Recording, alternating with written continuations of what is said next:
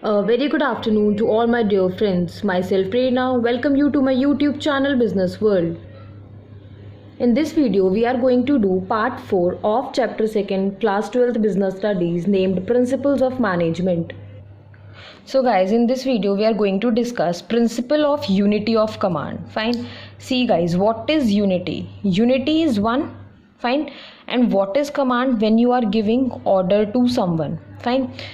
This is a principal which is given by Henry Fayol.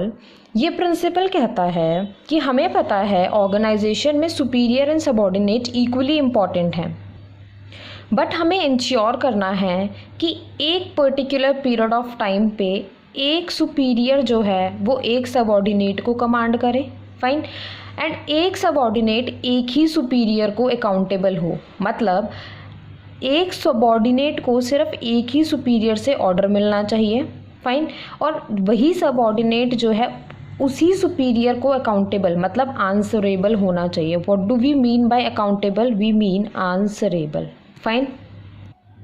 Guys, हम देखेंगे कि अगर हम principle of unity of command को अपनी ऑर्गेनाइजेशन में इम्प्लीमेंट करते हैं तो उसके क्या पॉजिटिव इम्पैक्ट्स होंगे. First positive impact will be no confusion. See guys, मान लो कि मैं एक स्कूल ऑर्गेनाइजेशन के अंदर फंक्शन कर रही हूँ एज अ टीचर. फाइन. मुझे पता है that I am only accountable, I am only answerable to the principal. ठीक है. जो ऑर्डर मुझे प्रिंसिपल दे रहा है मुझे वही फुलफिल करना है. तो अल्टीमेटली क्या होगा, किसी भी तरह की कन्फ्यूजन नहीं क्रिएट होगी. सेकेंड पॉजिटिव इम्पैक्ट क्या है principle of unity of command का? Less burdened staff. See guys, मान लो अगर सुपीरियर 1 एंड सुपीरियर 2 एक ही सबॉर्डिनेट को कमांड दे रहे हैं तो अल्टीमेटली होगा क्या, ये जो सबॉर्डिनेट होगा ये कंफ्यूज होगा कि मुझे किस सुपीरियर का काम करना है. फाइन. लेकिन यूनिटी ऑफ कमांड में हम क्या कर रहे हैं, सिर्फ जो एक सबॉर्डिनेट है उसको एक ही सुपीरियर से ऑर्डर मिल रहा है. अल्टीमेटली क्या हो रहा है कि स्टाफ जो है वो लेस बर्डन्ड होगा. Fine. Secondly, no ego clashes. अब देखो, अगर हमने इम्प्लीमेंट नहीं किया principle of unity of command, superior 1 ने भी इसी सबॉर्डिनेट को ऑर्डर दिया, सुपीरियर 2 ने भी इसी सबॉर्डिनेट को ऑर्डर दिया. फाइन. मान लो कि ऐसा हुआ कि इस सबॉर्डिनेट ने सुपीरियर 1 का दिया हुआ ऑर्डर तो पूरा कर दिया बट सुपीरियर 2 का नहीं कर पाया. तो अल्टीमेटली क्या है, इन दोनों के बीच में ईगो क्लैशेस होंगे. फाइन. लेकिन जब हम principle of unity of command को इम्प्लीमेंट करते हैं, जब हमें पता ही है कि सिर्फ एक ही सुपीरियर एक सबॉर्डिनेट को ऑर्डर दे रहा है, दूसरा सुपीरियर सेम सबॉर्डिनेट को ऑर्डर देगा ही नहीं, तो किसी भी तरह के ईगो क्लैशेस नहीं होते हैं. Improve efficiency. सी गाइस, जैसा कि हम लोगों ने बोला कि अगर हम principle of unity of command को इम्प्लीमेंट करते हैं अपनी ऑर्गेनाइजेशन में तो उसका एक पॉजिटिव इम्पैक्ट है कि हमारा स्टाफ जो है वो लेस बर्डन्ड होगा. एंड ऑब्वियसली अगर हमारा स्टाफ लेस बर्डन्ड है तो क्या होगा, वो ज़्यादा एफिशिएंटली वर्क कर पाएगा. और जब वो ज़्यादा एफिशिएंटली वर्क करेगा तो हमारी ऑर्गेनाइजेशन की एफिशिएंसी इंप्रूव होगी. मतलब हमारे ऑर्गेनाइजेशन में ज़्यादा से ज़्यादा ऑप्टिमम यूटिलाइजेशन होगा रिसोर्सेज का. So guys, summarizing the positive effects of principles of unity of command, we get first, no confusion. Secondly, less burdened staff. Third, no ego clashes. And fourth, improved efficiency. अब हम देखेंगे guys कि अगर हम principle of unity of command को violet करते हैं तो उसकी कॉन्सिक्वेंसीज क्या होंगी. Fine. First of all, ego clashes. देखो गाइज, अगर ईगो क्लैशेस होंगे तो अल्टीमेटली क्या होगा, कन्फ्लिक्ट्स होंगे ऑर्गेनाइजेशन में. अगर ऑर्गेनाइजेशन में कन्फ्लिक्ट्स होंगे तो अल्टीमेटली आपकी ऑर्गेनाइजेशन के अंदर एक पॉजिटिव एनवायरनमेंट की जगह नेगेटिव एनवायरनमेंट जो है वो प्रमोट होगा. फाइन. सेकेंडली, मोर बर्डन स्टाफ. सी गाइज, इस सबॉर्डिनेट को पता है कि मुझे 2 सुपीरियर से ऑर्डर मिला हुआ है.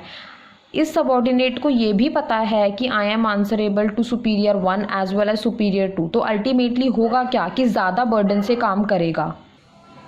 सो गाइज, अगर हम वायलेट करते हैं principal of unity of command तो ज़्यादा बर्डन स्टाफ होगा. थर्ड कॉन्सिक्वेंसीज क्या हैं, पुअर एफिशिएंसी. ऑब्वियसली गाइज, अगर स्टाफ बर्डन में है तो जब भी वो किसी काम को करेगा वो रिसोर्सेज की वेस्टेज करेगा. और जब रिसोर्सेज की वेस्टेज होगी मतलब ऑर्गेनाइजेशन के अंदर पुअर एफिशिएंसी हमें देखने को मिलेगी. Fourth consequence will be no goal achievement. See guys, जब एक सबॉर्डिनेट को 2 सुपीरियर से ऑर्डर मिलेंगे एक ही टाइम पे तो वो क्या करेगा, एक्सक्यूजेस बनाना शुरू कर देगा. इस पॉइंट को गाइज हम एक एग्जाम्पल से समझ सकते हैं। हम सभी ने स्कूल में एक ना एक बार ज़रूर ऐसा किया होता है। मान लो हमें होमवर्क बहुत ज़्यादा मिला है, तो हम क्या करते हैं, मान लो मैथ्स का और इंग्लिश का होमवर्क ज़्यादा था, तो हम दोनों ही टीचर का क्या है, काम छोड़कर चले जाएंगे। इंग्लिश वाली मैम पूछेगी काम क्यों नहीं किया, मैम वो ना मैथ्स वाली टीचर ने बहुत काम दिया था। मैथ्स वाली मैम कहेगी काम क्यों नहीं करके लेके आए, वो ना मैम एक्चुअली इंग्लिश वाली मैम ने बहुत काम दिया था। तो अल्टीमेटली हो क्या रहा है, यहाँ पे वो एक्सक्यूजेस दे रहे हैं, रीज़न बीइंग कि उसको दो टीचर से बहुत सारा काम मिल गया। इन द सिमिलर वे जब सबॉर्डिनेट को क्या होगा, दो सुपीरियर से काम मिलेगा, तो वो क्या करेगा, सुपीरियर 1 वाले को क्या एक्सक्यूज देगा, सुपीरियर 2 वाले ने बहुत काम दिया। सुपीरियर 2 वाले से क्या कहेगा, सुपीरियर 1 ने बहुत काम दिया था, मैं इसीलिए काम नहीं कर पाया। अल्टीमेटली क्या होगा, दोनों में से कोई भी सुपीरियर अपने गोल्स को अचीव नहीं कर पाएगा। Fine. And the last point is confusion in the mind of the subordinate. देखो गाइज, सुपीरियर 1 ने सुपीरियर 2 ने दोनों ने क्या किया, इस ही सबॉर्डिनेट को ऑर्डर दे दिया। फाइन। अब होगा क्या, ये सबॉर्डिनेट कंफ्यूज होगा कि पहले मैं किसका काम करूं, सुपीरियर 1 का या सुपीरियर 2 का। फाइन। तो अल्टीमेटली क्या है कि अगर आप principal of unity of command को वायलेट करते हैं तो उससे कहीं ना कहीं सबॉर्डिनेट के माइंड में भी कंफ्यूजन क्रिएट होगी, और जब कंफ्यूजन क्रिएट होगी तो क्या होगा कि वो अच्छे से वर्क नहीं कर पाएगा। Summarizing the consequences of violating the principle of command, we get the following points. First, ego clashes. Second, more burdened staff. Third, poor efficiency. Fourth, no goal achievement. And fifth, lot of confusion. So guys, ये consequences clearly state कर रही हैं कि हमारे लिए ज़रूरी है कि हम principle of unity of command को implement करें। Guys, अगर आपको मेरी वीडियो पसंद आई हो then please don't forget to like, share and subscribe. A very thanks to all.